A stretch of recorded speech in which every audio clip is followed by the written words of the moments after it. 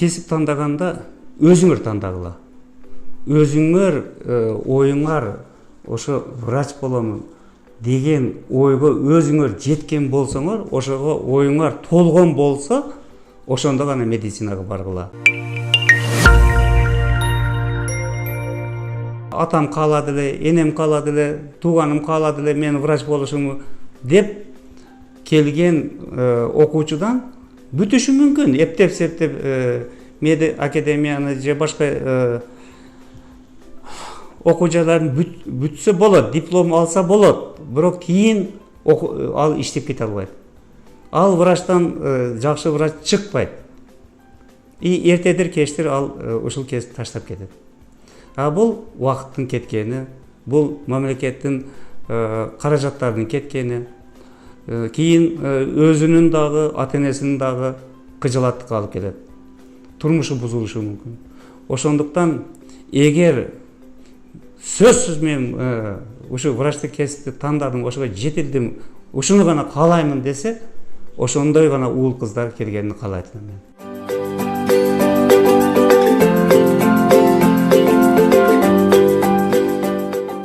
Медицина илимини өздөштүрүү аябай кыйын. Себеби бул ар бир оорунун өзүнүн ушунча варианттары болот. Ошонун бардыгын изилдеп, ошону түшүнүп, бардык варианттарын үйрөнгүчө аябай көп убакытты, аябай көп мындай эмгекти талап кылат.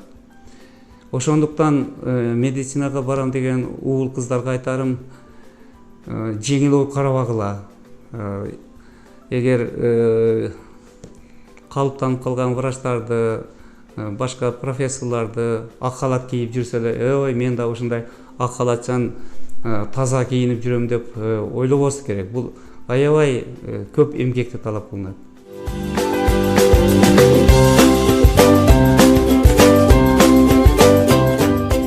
Мен ойлойм, хирург болуш үчүн бүт эле адамга эмне жакшы сапат тиешелүү болсо, ошол сапаттар болуу керек негизинен. Бирок эң мындай хирург болом деген балдар, кыздарга бул жоопкерчиликти сезе билиш керек. Ошо бирөөнү операция жасап же бирөөнү дарылоого алганда, ошол адамга өзүңө кылгандай мамиле жасоо керек. Ошонун ден соолугу үчүн, ошонун келечеги үчүн өзүңө же өзүңдүн жакын тууганыңа кандай мамиле кылсаң, ошондой мамиле кылгыдай мүнөз болуш керек адамда.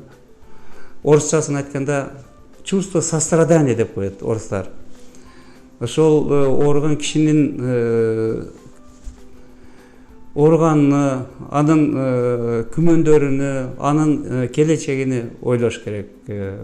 Ошондой сапатты хирург болом деген балдар, кыздар өзүнө тарбиялаш керек.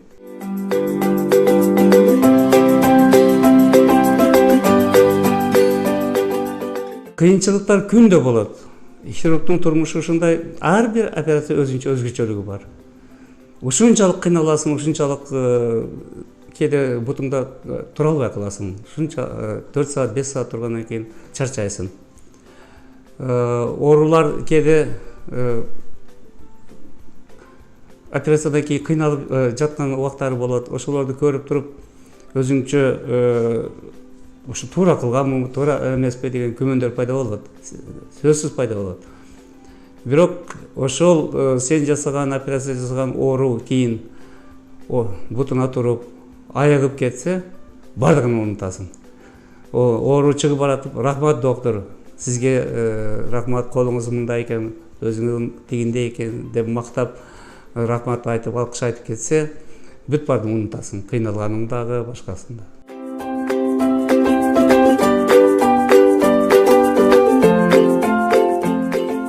Ар бир оору өзүнчө табышмак. Ар бир оору менен сүйлөшкөнүңүздө бир эле, мисалы үчүн сизге аппендицит менен келсе, аппендициттин артында ал кишинин өзүнчө кошумча дагы проблемалар болот.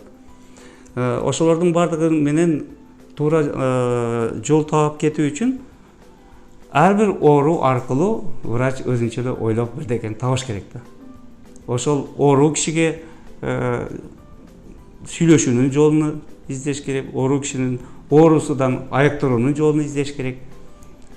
Кыскасы, мен ойлойм врач өзүнчө бул ойлоп табуучу.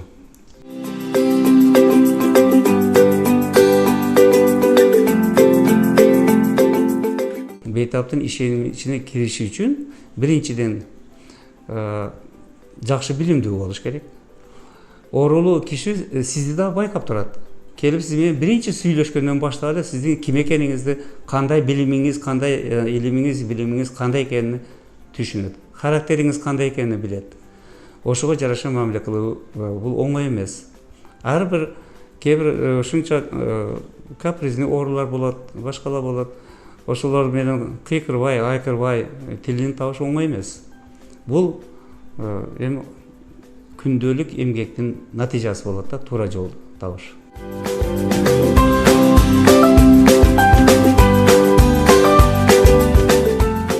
Медицина илими дагы ордунда турбайт. Жаңы диагностика ыкмалары, жаңы операция жолдору күндө болбосо да айлап, жылдап пайда болуп турат.